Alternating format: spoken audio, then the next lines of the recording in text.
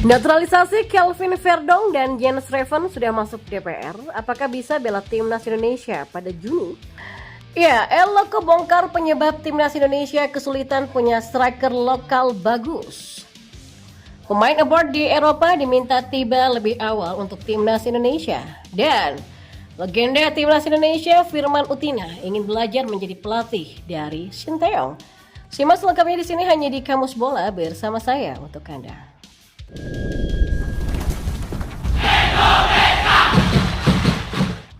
Ya, naturalisasi dari dua pemain keturunan yang diproyeksikan membela timnas Indonesia, Kelvin Verdong dan Jens Reven, dilaporkan sudah diajukan ke DPR.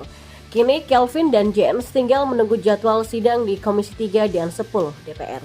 Hal itu diungkapkan oleh Menteri Pemuda dan Olahraga Republik Indonesia Dito Aryo Tejo.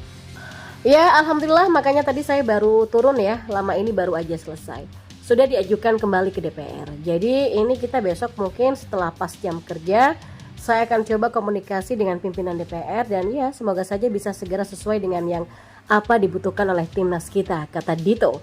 Dia juga menuturkan naturalisasi Kelvin Verdong dan Jens Reven akan diupayakan terus dikebut. Maka dengan begitu, keduanya punya peluang untuk membela timnas Indonesia pada agenda terdekat, yakni lanjutan grup F putaran kedua kualifikasi Piala Dunia 2026 zona Asia di Juni 2024. Ya, berdasarkan jadwal timnas Indonesia menyisakan 2 laga di grup F putaran kedua kualifikasi Piala Dunia 2026 zona Asia. Oh iya, kemarin kan tepat waktu ya. Ya, sekarang insya Allah tepat waktu juga, kata Dito. Untuk diketahui, Kelvin Verdong yang berposisi sebagai bek kiri saat ini berseragam NEC Nijmegen. Sedangkan Jens Reven tercatat memperkuat Dordrecht U21 dan dia pun beroperasi di lini serang. Dia menambahkan, timnas Indonesia diyakini bisa mengamankan 2 laga sisa grup F putaran kedua kualifikasi Piala Dunia 2026 zona Asia. Jaga konsistensi, saya yakin ini progres dari gameplay timnas kita sangat baik. Dan ya, harus optimis ya, karena kita akan melawan Irak, setelah itu kita akan melawan Filipina, kata Menteri dari Partai Golongan Karya tersebut. Diakui Dito, tim nasional Indonesia terus memperlihatkan perkembangan yang signifikan. Belum lama ini, seperti diketahui, timnas U23 Indonesia keluar sebagai peringkat keempat Piala Asia U23 2024 Qatar usai takluk 2-1 dari Irak di perebutan tempat ketiga. Ya, pastinya kan sekarang kita bisa melihat bagaimana atmosfer optimisme dan positif terkait dengan pendukung kita, dengan supporter kita, ujarnya. Ya, striker veteran timnas Indonesia Christian Gonzalez membongkar beberapa kebiasaan buruk striker lokal.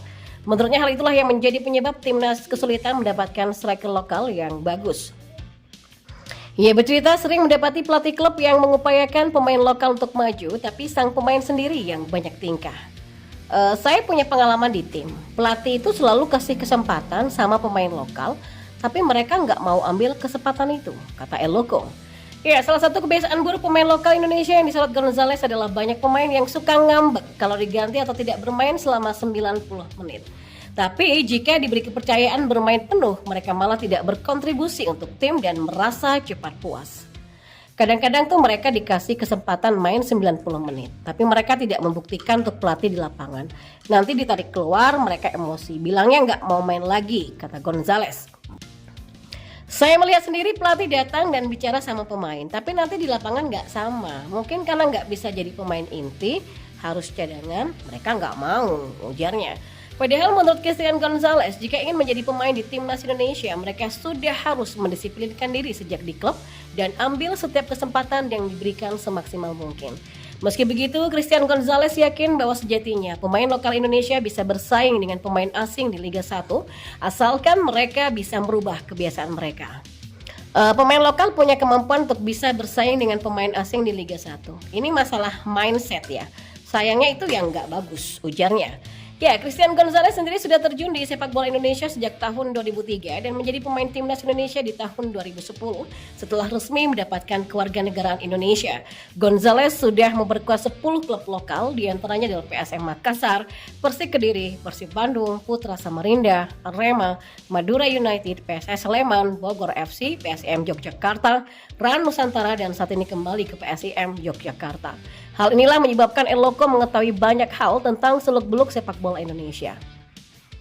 Gonzalez sendiri sudah langganan menjadi top scorer dan kini di usia 45 tahun ia masih tetap rajin mencetak gol, bahkan membawa klubnya untuk promosi ke Liga 1.